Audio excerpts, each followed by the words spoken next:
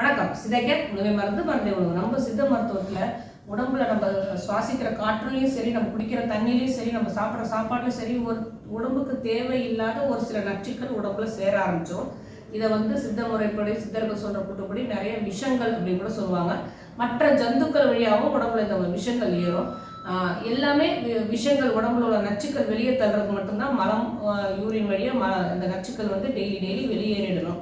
அப்படி ஏறாத பட்சத்தில் நம்ம சாப்பிட்ற உணவுகள்லேயே நம்ம ஃபுட் பாய்சன் சொல்கிறோம் இல்லையா, கொஞ்சம் உணவு தப்பாக சாப்பிட்டுட்டோம் அப்படின்னாலே ஃபுட் பாய்சன் ஏற்பட்டு உடலே அது எப்படியாவது வெளியே தள்ள பார்க்கும். ஒன்று வாமிட் வழியாவோ இல்லைன்னா மோஷன் வழியாவோ வெளியே தள்ள பார்க்கும். அப்படி முடியலனா தான் கொஞ்சம் கொஞ்சமாக சேர ஆரம்பிக்கும். இதை அஷ்டமூலம் அப்படிங்கிற அதாவது 8 வித மூலிகையால் இந்த மாதிரி பல விஷயங்களை அந்த காலத்தில் சித்தர்கள் போக்கியிருக்காங்க. ஜந்துக்களால் வர விஷயங்களும் சரி, நம்ம சுவாசிக்கிற காற்று, குடிக்கிற தண்ணி, நம்ம சாப்பிட்ற உணவுலேருந்து வர விஷயங்களும் சரி, கோரைக்கிழங்கு, விஷ்ணு கரந்தை, பேய்க்குடல் வேர், சீந்தில் வேர், காஞ்சா கோரை, ஆடாதொடை வேர், கருந்துளசி, பற்படாகும் இந்த 8 வகையான மூலிகைகளும் சேர்த்து கரெக்டாக அதை சுத்தி செய்து கரெக்டான அளவில் அதை சேர்த்து அந்த காலத்தில் மருந்தா அஷ்டமூலம் அப்படிங்கிற ஒரு மருந்தாக கொடுத்துருக்காங்க.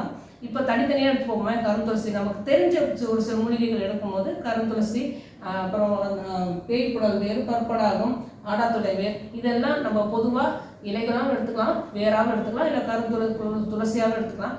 இதில் நம்ம என்ன புரிஞ்சுக்கணும் அப்படின்னா, நம்ம உணவு சாப்பிட்றதுல சரி, நம்ம உடம்புல சேர நச்சுக்களை பொதுவாக போக்குறதுக்காக வாரத்துக்கு ஒரு முறையாவது இந்த ஆடாத்தொடை வேரையோ இல்லை கருந்துளசியோ பற்படாகத்தையோ கொஞ்சம் கஷாயம் மாதிரி கொஞ்சமாக ஒரு 5 ml நம்ம குடிச்சிட்டு வந்தோம் அப்படின்னா உடம்புல சேர நச்சுக்கள் எல்லாமே வெளியேறிடும். இந்த நச்சுக்கள் கொஞ்சம் கொஞ்சமாக சேரும் போது மட்டும்தான் நம்ம ஸ்கின் ப்ராப்ளத்துலேருந்து ஆரம்பித்து நம்ம உள்ளார உள்ள எல்லா இன்னர் ஆர்கன்ஸும் சரி, வெளி ஆர்கன்ஸும் சரி, எல்லாமே தன்னோட செயல்பாடை கொஞ்சம் கொஞ்சமாக குறைச்சிக்குது.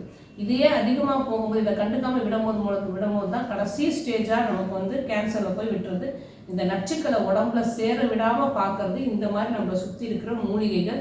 இந்த அஷ்டமூலம்னு சொல்கிற இந்த 8 மூலிகையில் ஏதாவது ஒரு மூலிகையை நம்மளோட உணவுலையும் சரி, மருந்தாவே சரி, ஏதாவது ஒரு வகையில் நம்ம எடுத்துகிட்டு வந்தாலே போதும். இந்த மூலிகைகளை தான் நம்ம அதாவது வாரத்துக்கு ஒரு முறையாவது கோயிலுக்கு போகணும், நம்ம வழிபாடு தலங்களில் போகணும் அப்படின்னு சொல்கிறதுக்கு காரணமே என்னென்னா, அங்கே ஸ்தல விருஷம் இருக்கும், அவங்க தீர்த்தம் கொடுப்பாங்க. அந்த ஸ்தல விருஷத்தோட காற்று நமக்கு படும், உடம்புல உள்ள நச்சு போகும், மனம் அமைதியாகும். இது எல்லாமே ஒரு நோயில்லா வாழ்வு நமக்கு தரும்.